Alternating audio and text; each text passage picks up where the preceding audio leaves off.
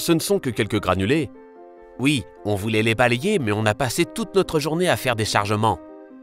Ça ira, on les ramassera plus tard. De toute façon, ils ne vont pas s'envoler. Eh bien, excuse-moi, mais les granulés ou larmes de sirène, comme on les appelle, risquent de rester là pendant un moment. Mais aussi de finir dans les canalisations, les ruisseaux, les rivières, et en bout de course, dans la mer et sur les plages. Les déchets marins, on ne parle que de ça dans les médias. Tu as certainement vu ces images de déchets déversés en mer. C'est un vrai problème partout dans le monde. Les plastiques sont les déchets marins qu'on voit le plus, parce qu'ils flottent et ne se dégradent pas facilement. Les déchets marins s'accumulent pendant des années dans l'environnement et constituent un sérieux problème. Alors pourquoi ne pas utiliser d'autres matériaux au lieu du plastique? Parce que, pour beaucoup de choses, les plastiques sont indispensables à notre vie de tous les jours. Les plastiques nous permettent de protéger les aliments, d'économiser de l'énergie et constituent une partie essentielle des produits que nous utilisons tous les jours. Mais quel est le rapport avec les granulés? Il arrive que les animaux avalent des petits morceaux de plastique. Ce sont soit des fragments de plastique qui proviennent d'objets plus gros que la mer désagrège, soit des granulés en vrac qui se sont dispersés dans l'environnement parce qu'ils n'ont pas été manipulés correctement. À travers toute l'Europe, on trouve des granulés de plastique sur les plages, et c'est la partie du problème des déchets marins que nous pouvons directement empêcher.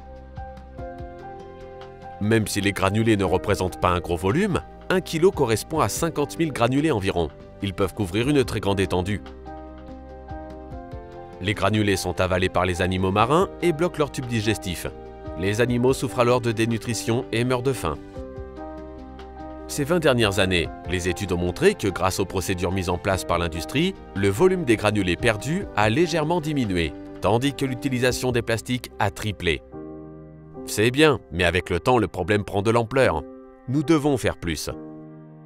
Producteurs et transformateurs, transporteurs et exploitants de terminaux en vrac, nous avons tous un rôle à jouer. S'il te plaît, merci de faire passer ce message à tous les partenaires de la chaîne logistique pour que chacun prenne une part active à la résolution de ce problème. En finir avec les pertes de granulés est bon pour l'environnement, bon pour la sécurité au travail et bon pour les performances de l'entreprise.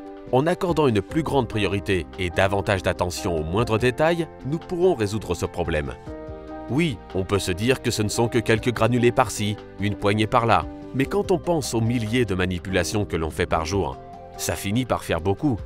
En veillant chaque jour au nettoyage soigné de nos installations et au confinement rigoureux de nos polymères, nous pourrons atteindre l'objectif zéro perte de granulés. Et c'est quelque chose dont tout le monde profitera.